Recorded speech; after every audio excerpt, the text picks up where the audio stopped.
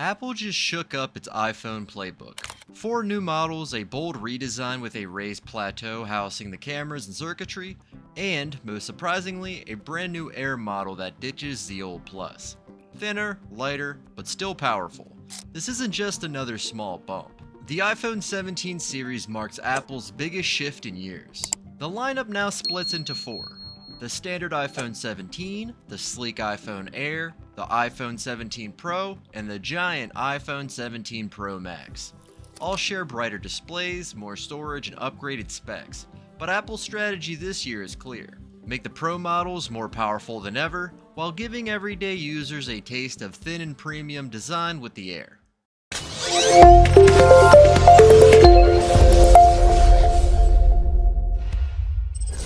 So what exactly makes these iPhones feel new?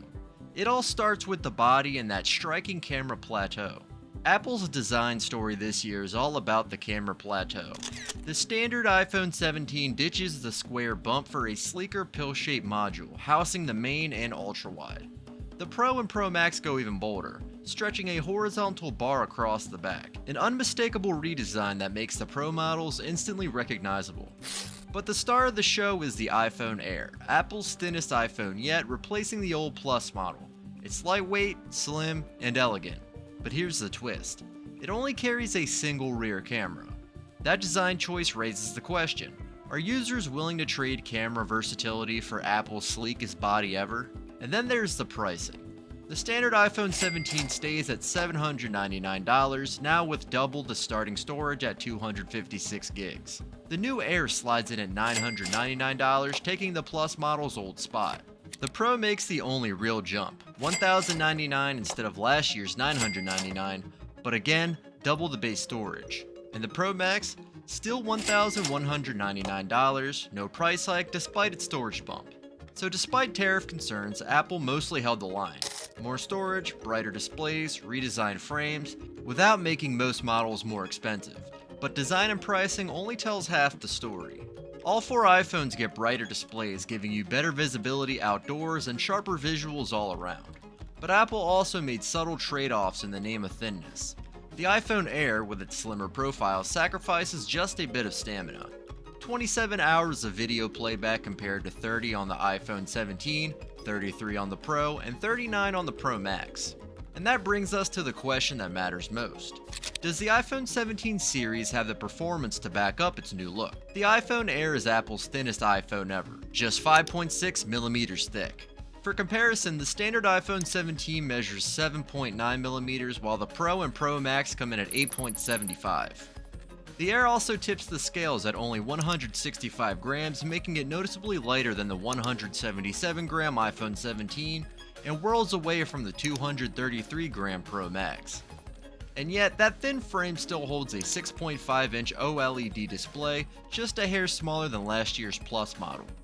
The standard iPhone 17 and the Pro now jump to 6.3 inches, while the Pro Max stretches further at 6.9.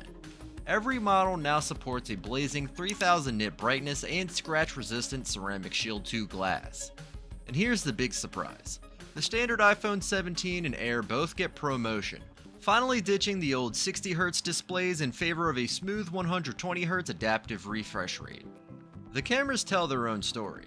The standard iPhone 17 swaps its diagonal layout for a vertical oval housing 2 lenses. The Pro and Pro Max keep their triple camera setup, but the bump now spans the entire width of the phone in a bold rectangular bar. And the Air? It makes a controversial call. Just one rear camera, no ultra-wide or telephoto, leaning entirely on Apple's computational photography to stay competitive. Inside, the biggest leap is in the Pro lineup.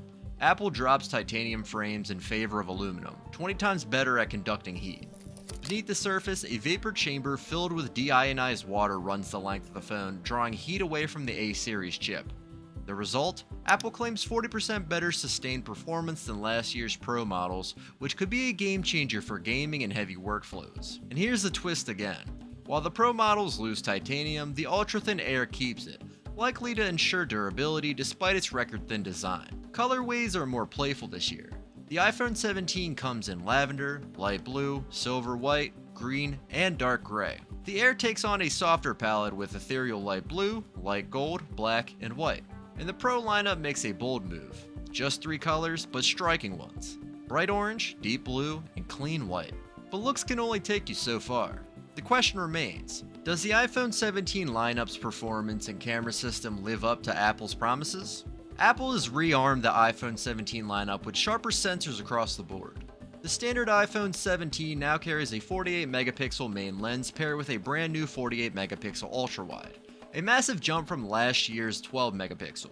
On the front, an 18 megapixel selfie shooter takes the stage, a huge boost for creators and casual users alike. The iPhone Air makes a bold break. It has just one rear camera, a 48 megapixel main. No ultra-wide, no telephoto, just a single shooter with Apple's dual fusion system designed to capture full resolution shots or crop to 24 megapixel 2x zoom without noticeable loss. For some, that simplicity is liberating, for others, it's limiting. Then come the pros. Both 17 Pro and Pro Max level up across the board. Ultra-wide upgraded to 48 megapixels, telephoto now 48 megapixels as well, doubling the resolution of last year's 5x zoom lens. And here's the kicker. With crop-based fusion, the 4x telephoto can effectively stretch to 8x at 12 megapixel output, giving you the reach of a 200mm lens. Maximum digital zoom? Now up to 40x versus 25 before. Every iPhone 17 also shares an 18 megapixel front-facing camera with a new square-shaped sensor, twice the size of last year's. Not only does it deliver sharper selfies, it unlocks a feature borrowed from iPads, center stage. The camera now automatically follows you, keeping you centered in frame during video calls or vlogs, even if you move around. And thanks to the taller sensor ratio, you can even capture horizontal selfies without twisting your phone sideways. In essence, Apple's pitch is clear. 48 megapixel sensors everywhere backed by dual fusion processing, center stage smarts, and massive improvements in zoom. Whether you're shooting a quick selfie, a wide-angled landscape, or pushing to 40x digital zoom on the Pro Max, the iPhone 17 series is designed to deliver sharper, more flexible results than any iPhone before.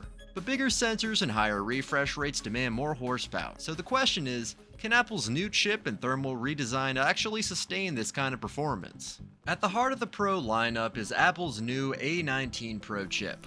Paired with the redesigned aluminum frame and vapor chamber cooling system, it delivers up to 40% better sustained performance than last year's Pro models. That means fewer throttling dips in demanding tasks and smoother gameplay or video exports that keep their speed over time. The iPhone 17 Pro and Pro Max also raised the ceiling on storage.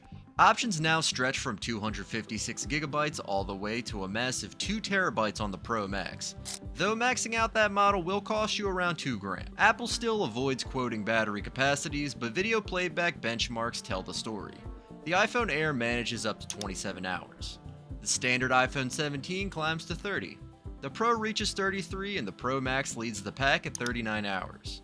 In other words, even Apple's thinnest model stays competitive, while the Pro Max cements itself as the long-haul iPhone of choice. Every iPhone 17 also brings Apple's new N1 wireless chip, adding support for Wi-Fi 7, Bluetooth 6, and Thread networking for smart home devices. Faster, more efficient, and ready for the next generation of connected hardware. All models launch with iOS 26, featuring Apple's new liquid glass interface, streamlined lock screens, and refreshed apps from Safari to Photos. iMessage also gets smarter, and the camera app has been redesigned for quicker controls. And of course, Apple Intelligence returns. The iPhone 17 lineup inherits the generative AI tools introduced last year: writing assists, smart photo edits, proactive summaries. No brand new features were shown at launch, but the promise is that AI will continue to evolve throughout the year. So, sleeker hardware, brighter displays, sharper cameras, smarter software. But with Galaxy and Pixel snapping at its heels, how does the iPhone 17 really stack up against the competition? The iPhone 17 series doesn't exist in a vacuum.